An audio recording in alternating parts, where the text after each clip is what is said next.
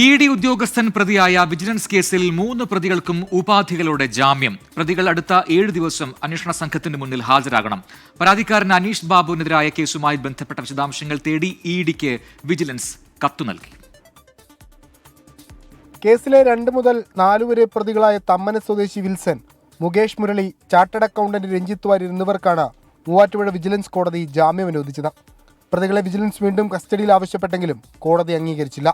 എന്നാൽ അന്വേഷണ ഉദ്യോഗസ്ഥന് മുൻപിൽ 7 ദിവസം ഹാജരാകണമെന്ന് പ്രതികൾക്ക് കർശന നിർദ്ദേശമുണ്ട്. നമ്മൾ ഉന്നയിച്ച വാദമുഖങ്ങളെ ഒരു പരിധിവരെ അംഗീകരിച്ചിട്ട് തന്നെയാണ് കോടതി ഈ അവസരത്തിൽ പ്രത്യേകിച്ച് ഇന്നത്തെ 3 ദിവസത്തെ കസ്റ്റഡി ആപ്ലിക്കേഷൻ ഡിസ്മിസ് ചെയ്ത് ജാമ്യം അനുവദിച്ചത്.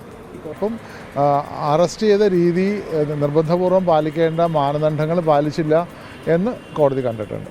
പ്രതികൾക്ക് ജാമ്യം ലഭിച്ചെങ്കിലും അന്വേഷണം ശക്തമാക്കാനാണ് വിജിലൻസ് തീരുമാനം. പരാതിക്കാരനെതിരായ ഇ.ഡി. കേസിന്റെ വിശദാംശങ്ങൾ ആവശ്യപ്പെട്ട വിജിലൻസ് ഇ.ഡിക്ക് കത്ത് നൽകി.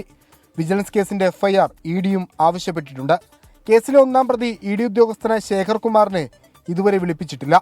ഡിജിറ്റൽ തെളിവുകൾ ലഭിക്കുന്ന മുറയ്ക്ക് ശേഖറിനെ ചോദ്യം ചെയ്യാൻ വിളിപ്പിക്കുമെന്നാണ് വിവരം. വിഷ്ണു സുരേഷ്, 24, കൊച്ചി.